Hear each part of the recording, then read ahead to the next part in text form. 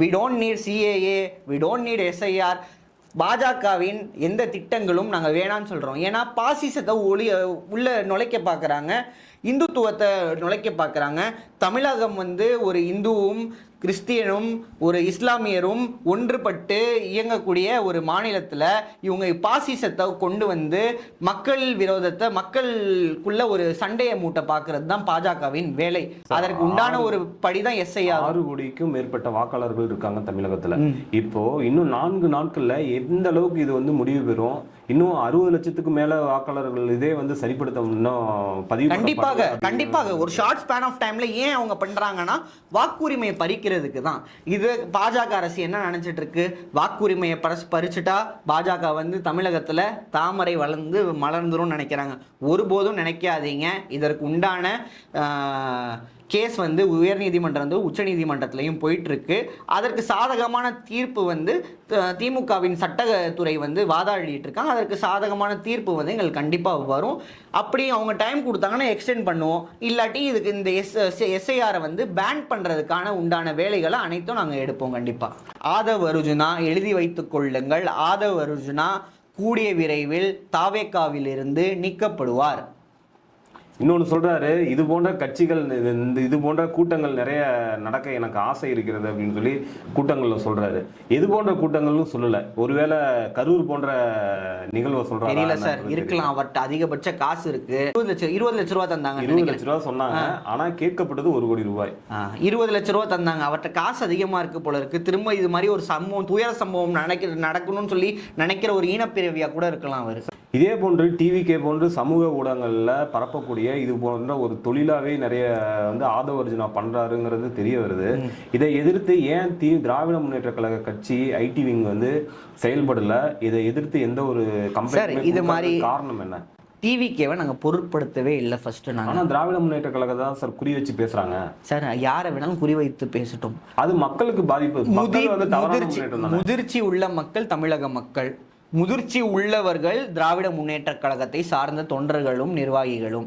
முதிர்ச்சி இல்லாத அரசியல்வாதிக்கு நாங்கள் ஏன் பேசி வந்து நாங்கள் வீணா எங்கள் எனர்ஜியை வேஸ்ட் பண்ணிக்கணும்? மக்களுக்கு தெரியும்ல யார் நல்லவங்க அப்படின்னு சொல்லிட்டு. ஏன் சார் தனித்து நில்லுங்க சார். கூட்டணி பேச்சுவார்த்தை ஏன் கரூர் சம்பவம் நடந்தாலும் ஏன் போய் கூட்டணி பேச்சுவார்த்தை பண்ணீங்க பிஜேபி கூட? ஏங்க ராகுல் அண்ணன்கிட்ட ஃபோன் பண்ணி பேசுனீங்க? பயம் தானே. தனியாக நின்று ஒத்தாளா நின்று தாவேகாவை 1% வாக்கு வாங்கி காட்ட சொல்லுங்க. எழுதி வைத்துக் கொள்ளுங்கள். தாவேகா என்று சொல்லக்கூடிய கட்சி பாடையில் ஏற்றப்படும் தவிர தமிழகத்தில் ஒருபோதும் ஒரு எம்எல்ஏ சீட்டோ இல்லை வேற ஏதாச்சும் ஒரு எம்பி சீட்டோ என்றும் அடைய முடியாது. அதிமுக ரொம்ப டோட்டலி சைலண்ட் ஆயிடுச்சு. இப்போ வந்து திராவிட முன்னேற்ற கழகத்தை வேண்டுமென்றே விமர்சிப்பது இது டிவிகே மட்டும்தான். 2 தினங்களுக்கு முன்பு டிவிகே தலைவர் விஜய் அவர்கள் வந்து ட்வீட் போட்டிருக்காரு. என்னன்னா, அரசு வந்து அதிகார மமதையில் அரசு வந்து செயல்படுகிறது அப்படின்னு சொல்லி அரசை குற்றம் சாட்டுறாரு. அரசை மட்டுமே குற்றம் சாட்டல, அரசை நம்பி வாக்களித்தவர்களையும் குற்றம் சாட்டுவது போலதான் அவரோட ட்வீட் அமைந்திருக்குது. Empty vessels make much sound. ஸ்டஃப்பே இல்லாதவர் ஆதவ் அர்ஜுனா. பணம் இருக்கு, பணத்தை வச்சு எதையும் சாதிக்க முடியாது. தமிழக மக்கள் மிகவும் தெளிவானவர்கள், அரசியலை உற்று நோக்கக்கூடியவர்கள், படித்தவர்கள். லிட்ரஸி ரேட்டும் குறைஞ்சபட்சம் இன்க்ரீஸ் ஆயிடுச்சு. மக்கள் சிந்திச்சு தான் செயல்படுவாங்க. அதே மாதிரி தான் he doesn't have any stuff in himself. He doesn't have any political stuff. empty vessels make much sound. அதுக்கு தமிழ்ல ஒரு வாக்கியம் இருக்கு, நிறை கொடும் குடம் தழும்பாது. அதுக்கு தான் வந்து empty vessels make much sound. அதனால வந்து ஸ்டஃப்பே இல்லாதவங்க தான் கத்திட்டு இருக்கணும். ஸ்டஃப் உள்ளவங்க நாங்கள் சைலண்டாக. மீண்டும் தமிழகத்தில் திராவிட முன்னேற்ற கழகம் பெரும் வாக்கு வித்தியாசத்தில் இந்த முறை ஜெயித்ததோட 200 தொகுதிகள் அல்ல 234 ஜெயிக்கக்கூடிய வாய்ப்பு பிரகாசமா இருக்கு. திராவிட அவர் வந்து அதிமுகவை குறை சொல்லவில்லை, பாஜகவை குறை சொல்லவில்லை, இதர கட்சிகளை குறை சொல்லவில்லை. அவரு முழுக்க திராவிட முன்னேற்ற கழகத்தை சேர்ந்தவர்களை மட்டும்தான் சொல்லி அப்படிதான் கண்டிப்பா அப்படிதான் சொல்லுவாரு. துணை முதல்வர் உதயநிதி ஸ்டாலின் அவர்களை குறிப்பிடுகிறார். குறிப்பிட்டு மாண்புமிகு முதலமைச்சர் ஸ்டாலின் அவர்களையும் குறிப்பிடுகிறார். இன்றும் ஒருபடி மேலே போய் கலைஞர் அவர்களையும் குறிப்பிட்டு கலைஞர் ஆட்சி காலத்திலிருந்து இன்று வரை அவங்க வந்து அரசியல் அதிகார மமதையில் திரிகிறார்கள். இது வந்து சம்பட்டடியாக மக்கள் அவர்கள் 2026ல தீர்ப்பளிப்பாங்க அப்படின்னு சொல்றாரு.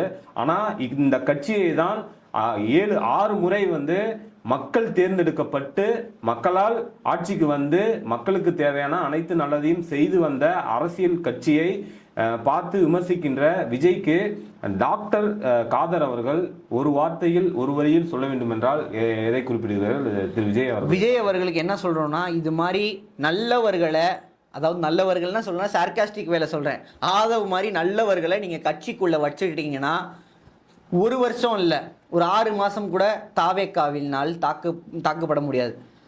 ஒரு அரசியலில் ஒரு ஸ்டஃப்பாக பேசுவோம், எனர்ஜெட்டிக்காக பேசுவோம், ஸ்போர்ட்ஸ்மேன்ஷிப்பாக பேசுவோம். நீங்கள் மக்களுக்கு நல்லது செய்கிறீங்கன்னா தெளிவாக எந்த அரசு இன்றைக்கு நல்லது செய்கிறதோ அந்த அரசுக்கு ஆதரவு தெரிவிங்க. நாங்கள் அதனால் நீங்கள் வந்து எங்களுக்கு எதிரி கட்சி அப்படின்னு சொல்லி நாங்கள் ஒதுக்கிட போகிறதில்ல. நீங்கள் ஆப்போசிட்டாக அரசியல் செய்யுங்க, ஹெல்த்தியான அரசியல் செய்யுங்க. ஒரு ஸ்டஃப் இல்லாத ஒரு பர்சனை பேச விட்றீங்க. ஸ்டஃப் இல்லாதவர் வந்து அதே ஸ்டஃப் இல்லாதவர் தான் சொல்லியிருக்காரு நான் திமுக கூட வேலை செஞ்சேன் அப்படின்னு சொல்லிட்டு. இன்னைக்கு ஏன் திமுகவை குறை சொல்லணும்? அதுபோன்று விஜய் அவர்கள் வந்து ரசிகர்களை திசை மாற்றம் செய்து நல்வழிக்கு கொண்டு போவார் என்ற நம்பிக்கை இளைஞர்களுக்கு நம்பிக்கை உண்டு அப்படின்னு நீங்க நினைக்கிறீங்களா? தெரியல சார், அவங்கள்ட்ட தான் கேட்கணும். கரூர் சம்பவத்திற்கு பின்பு விஜய் கட்சியை சார்ந்தவர்களும் ரசிகர் மன்றத்தை சார்ந்தவர்களும் பல அரசியல் கட்சிகள், திமுகவிற்கு மட்டுமல்ல, திமுகவிற்கும் சரி, அதிமுகவிற்கும் சரி, பாஜகவிற்கும் சரி, பல கட்சியில போய் தஞ்சம் அடைந்துட்டாங்க. இல்ல, அந்த விழிப்புணர்வையும் அந்த கட்டுப்பாட்டையும் திராவிட முன்னேற்ற, அதாவது அரசியல்ல வித்தகர்கள் அப்படின்னு சொன்னா திராவிட முன்னேற்ற கழகம்னு சொல்லி சொல்லுவாங்க. ஏன்னா அவ்வளவு அனுபவங்களை கொண்ட கட்சி தான் திராவிட முன்னேற்ற கழகம். இது போன்ற ஒரு பாதிப்பை ஏற்படுத்தும் ரசிகர்கள் தொண்டர்களை மாற்றி தொண்டர்களை எவ்வழியில் போவார்கள் என்று இதுவரையிலும் தெரியவில்லை. அது போன்ற ஒரு கட்சி வந்து வளர்ந்து வரக்கூடிய சூழ்நிலையில் திராவிட முன்னேற்ற கழகத்தை சார்ந்த இளைஞர் அணிகளுக்கும் இது போன்ற பங்கு இருக்கின்றது அல்லவா? அவர்களை வழிநடத்தக்கூடிய, அவர்களை நல்வழிப்படுத்தக்கூடிய ஒரு வாய்ப்பும் உங்களுக்கு இருக்குல்ல? எங்கள் வழிப்படுத்தக்கூடிய வாய்ப்புனால தான் கரூர் சம்பவத்துக்கு பின்பு பல இளைஞர்கள் திராவிட முன்னேற்ற கழகத்தில் வந்து தங்களை உறுப்பினராக இன்று இணைத்துக் கொள்கின்றனர். எங்கள் இளம் தலைவரும் தமிழகத்தின் வருங்கால முதல்வருமான அண்ணன் உதயநிதி அவர்கள் இன்னைக்கு வந்து ஒவ்வொரு சிட்டிக்காக போயிட்டு இது பண்ணிகிட்ருக்காரு, கேம்பெயின் பண்ணிகிட்ருக்காரு, தனியாக நடந்து போகிறாரு சார். ஓகே, அவரும் ஒரு ஹீரோ தான். எங்கள் கட்சி தொண்டர்களும் இருக்காங்க, எத்தனையோ தொண்டர்கள் ஆர்வப்பட்டு. பட் அண்ணனின் வாக்கை கட்டுப்பட்டு 4 பேர் போகிறாங்க, 2 போலீஸ் பாதுகாப்பு. இந்த மாதிரி விஜய் வந்து பண்ண முடியுமா? இல்லை விஜய் தொண்டர்கள் கேட்பாங்களா? இன்றும் சொல்லுகிறோம், உங்களுக்கு நல்வழி, தமிழகத்தை நல்வழியில் வழிநடத்த வேண்டுமானால் திராவிட முன்னேற்ற கழகத்தின் வாயிற்கதவுகள், அண்ணா அறிவாலயத்தின் வாயிற்கதவுகள் என்றுமே உங்களுக்கு திறந்து வைக்கப்பட்டுள்ளன. உங்களுக்கான நல்லாட்சியை தமிழக மக்களுக்கு திராவிட முன்னேற்ற கழகத்தின் தலைவர் முதலமைச்சர் ஐயா ஸ்டாலின் அவர்கள் வழங்கி கொண்டு இருக்கிறார். நீங்கள் எங்கள் கூட வாங்க, நல்வழியில் பயணம் செய்வோம், நீங்களும் நல்லா இருப்பீங்க, உங்கள் குடும்பமும் நல்லா இருப்பீங்க. இது மாதிரி கரூர் சம்பவம் மாதிரி எங்கேயும் இடையூறு போயிட்டு உங்கள் உயிரை வந்து இழக்க மாட்டீங்க.